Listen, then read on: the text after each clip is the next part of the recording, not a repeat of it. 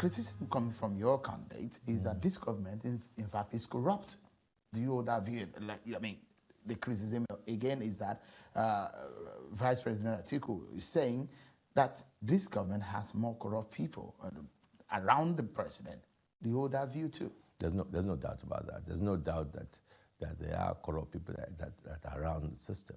There's no if truly that the president is fighting corruption truly, I am baffled, truly baffled, how a member of his government who has been found wanting up to today, no charge, no prosecution.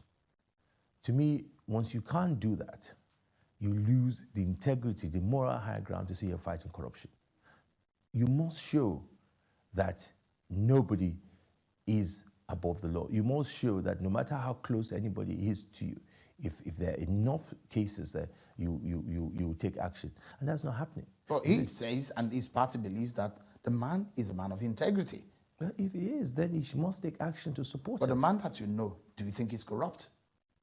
The man, based on the actions I see, the government is corrupt. It must be. If you're not taking action against people who are corrupt, why are you condoning it? So would it be right to say Buhari is corrupt? It would be right to say the government of Buhari is corrupt.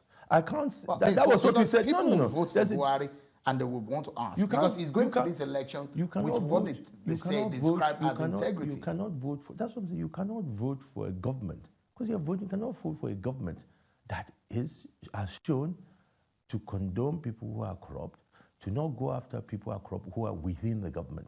Now, how do you define corruption? As I said, when you say that the Jonathan government was corrupt, it was the government, not just an individual. There was nothing individual about him that he did. It was the government he represented. He must take responsibility. If you're head of a government, you take responsibility for it. So that perception is wrong because he represents the government. So anything that's done by the government that is corrupt and action is not being taken by who heads that government must take the label that the government is corrupt. There's no way to cover it. We're going into this campaign, and a lot of Nigerians are expecting issues that will be brought into the table, but the APC did say that, look, PDP cannot talk about some of these issues because they've ruled Nigeria for 16 years, and according to the APC, they believe the PDP has failed. Now, in fact, the chairman of the APC, Adams Oshiomhole, said PDP is simply not an alternative in 2019. So the people who got unemployed, the people who have lost their job in the last 4 years, is because of PDP 16 years. Nigerians are clever on that. Nigerians are not stupid. Your government a party comes into power and says, I will create jobs. Instead of creating jobs, it has lost jobs up to 20 million. You now blame it on a government of 16 years ago? No. You came into government. You said, this is what I promised.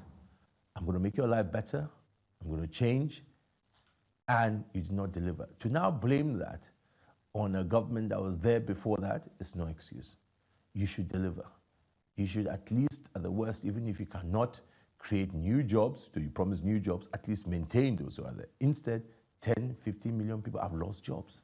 But do you think Nigerians would trust Atiku? Nigerians would trust Atiku. Because of his perception about him. A good word. You use the word perception, which you also agree is not reality. The question is this. Where we are here, the country is going nowhere. There's no way out where we are today because the government has shown that it cannot address the security issues. The government has shown that jobs are not being created, there's poverty in the land, and the government has no answer. The 2019 budget that should even show direction of where that government is showing it's a hopeless, which everybody agrees is not going to provide a future.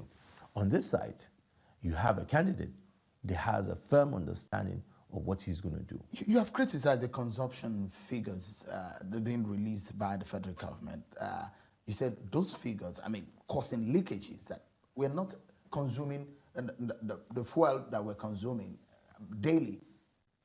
You disagree with the figures?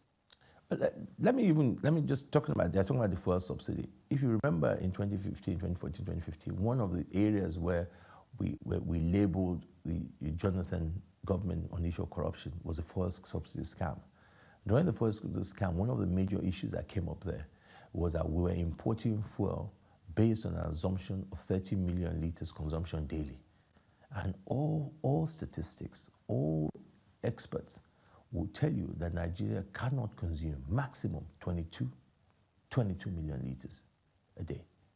So at that time, we said the Jonathan government was condoning corruption by allowing us to be important. And because of that, we're losing a lot of money, because instead of capping at 20 million liters a day, we're doing about 30 million liters a day.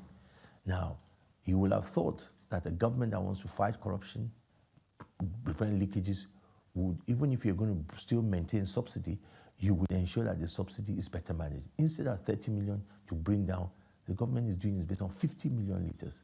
So we're not consuming. We cannot consume 50 million liters a day. It is just money being stolen. So it's fraud. Big time fraud. You think the government, President Buhari, is aware of this? They report to him.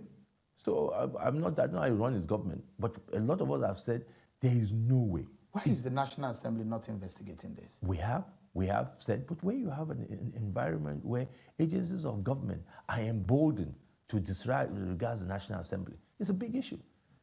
We have said it. I said it in last year's budget that you must bring subsidy into the budget. NNPC convinced the president to say, no, it is not subsidy, it's cost recovery. What's cost recovery? It's fraudulent. Well, finally, under recovery. What under recovery? They're not drilling oil to produce things. They're just importing petroleum products. Finally, in 2019, after 2 years, the president has now decided to bring it in. He should have done that all along. But the point is that these kind of decisions have led to leakages. Because if it had been properly managed, there is no way we'll be based, and we're losing a lot of money. These are the leakages that's happening. This is the real corruption, because the main source of our revenues is NNPC. So if you're losing based on 50 million liters, that is the biggest corruption, not chasing a local government chairman in one place or chasing one commissioner. This is where the huge leakages that is bringing us into fiscal crisis. So the point let me go back and tie that again to the issue of corruption. If in 2015 we could kick out Jonathan's government for fuel subsidy discount that was based on 30 million liters, and today's government that claimed they were going to come and clean things out are doing the same thing, but now taking to a level of 50 million liters. This is the point I'm making, that things have not improved. Things have even got worse than before. Do you believe in the process towards the election, preparation for the election? That's a big concern. As I said many times, I said PDP is competing against the APC and security agencies. That is the real concern. Because if you look at the numbers there do not support any APC victory.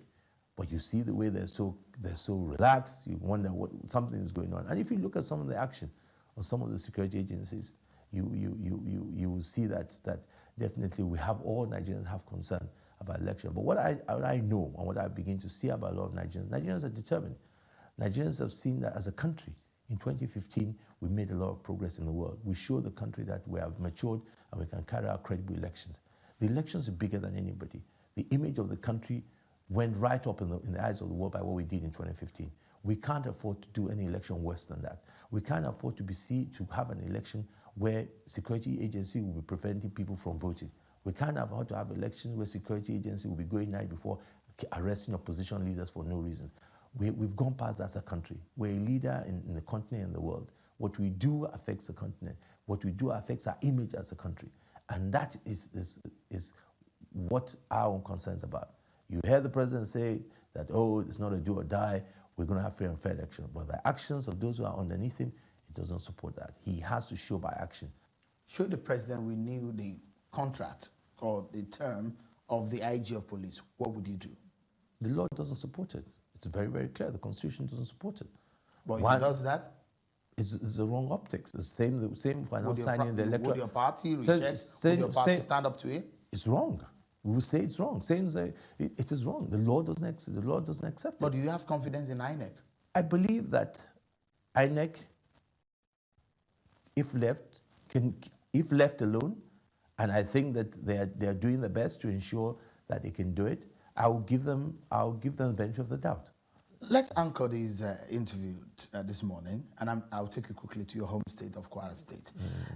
There seems to be a now popular agenda in Kwara State, the Auto Get slogan, which has somewhat become kind of movement. Are you afraid your stronghold of the Kwara politics may be nearing an end? I'm not. I mean, a few people, when you say Otoge, they will tell you, yeah, it's Otoge. Yeah. Price of rice was 6,000. Now that APC is 18,000. There's insecurity, there's poverty. And they will tell you, yes, Otoge for us to vote out the APC and bring in PDP. But that's at the federal level. I'm talking about the local level in Kwara State. But it's also impacting in the state. When you say Otoge, we can show over the last few years the development in the state. I was governor for 8 years. I know what the state was and what we've been able to do. So if you look at the track record over since the time we've been politically and our parties have been winning, there are developments in the state, both in education, health sector, all the sectors. What you've seen is the last 3.5 years has been very difficult. By nature is a fallout of what is happening in general in the country. It's not that the poverty is particularly just in Kwara State. Sometimes people talk about payment of salaries, one of the issues you hear in the state, in which is not only peculiar to just the state. In the state, even their civil service salaries are paid. The issues they have are local government and teachers. I'm sure if you do a survey around the country, it's not just Kwara. So there are challenges, yes, but those challenges, as I say, is that it is not something that is restricted to only the state. It's a factor coming out of where the overall national economy is. So it's just a few people who have always been in opposition. If the people of Kwara State vote against your political structure, what happens? The people of Kwara State would not, because the people of Kwara State know who are those that are committed and who are working hard for them. They know that they cannot trust Kwara State in the hands of these people. Would you be shocked if they do that? They will not, because we're confident. Every time we go to election, there always is propaganda. It's like every time we go to election, they're going to vote out our structure. It's not that. They know what they do. They know the choices. They know who are those that are there with them, who are those that care for them, who are those that work with them. Saraki dynasty is strong. Very strong, Sean. You will see that when the result comes. And cannot be put to test in 2019. We'll go to the election and we will win. It's a pleasure talking to you, Dr. Bukola Saraki. Thank you so much for it. Thanks. It's good to see you again. Thank you so much. And Happy New Year to you. Same to you, sir.